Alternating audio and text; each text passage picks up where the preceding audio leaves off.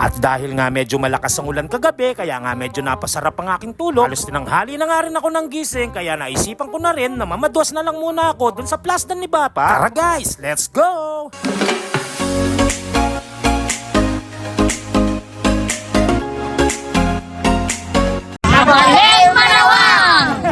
Kaya nga for today's video, maaga akong pumunta dito sa May Santa Rita, dito lang yan sa may mini Eiffel Tower, para makabili na rin ng pampain natin sa pamamadwas at makapagalmusal na rin. Shoutout nga rin pala sa mga inabutan kong kumakain ng mga paris at mami dito, na panigurado naman ay siguradong aabangan nila ang ating i-upload na bagong video. Tapos ko na nga rin kumain, ay bumili na nga rin ako ng pandesal na hindi luto para gamitin sa pampain. Yan, bumili ako sa 10 pisong pandesal na hindi luto.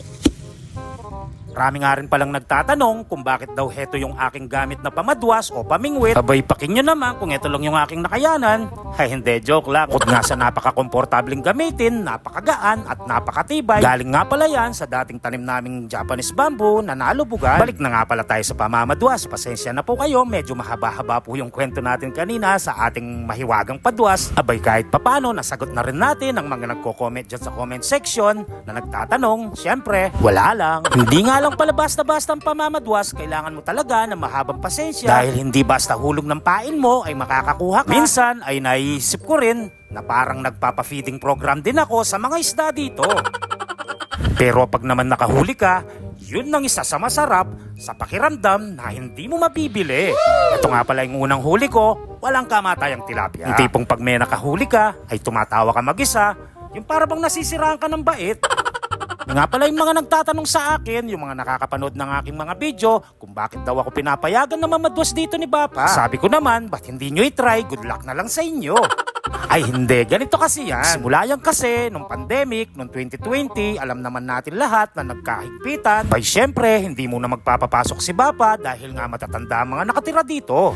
Mahigit 1 dekada na nga pala ako namamadwas dito kasama ang aking mga kapatid at ang aking mga tropa. Minsan naman, pag gusto kong mapag-isa, para malibang din at makalimutan din ang mga dumadaan na problema sa ating buhay. Minsan din, pagka wala akong pang-ulam at minsan din, pag wala kaming pampulutan ni Kosa.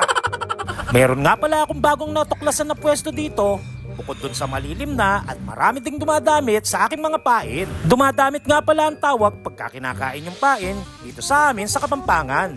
Paki-comment na lang sa comment section kung anong tawag sa inyo pag dumadamit. Pamimingwit nga pala sa Tagalog ang pamamadwas. At ang pagato naman ay yung floater ba sa English. Marami nga pala yung mga nahuli ko at hindi ko na nga rin nabidyohan dahil palobat na nga rin ang aking cellphone dahil 3 oras din akong namamadwas dyan.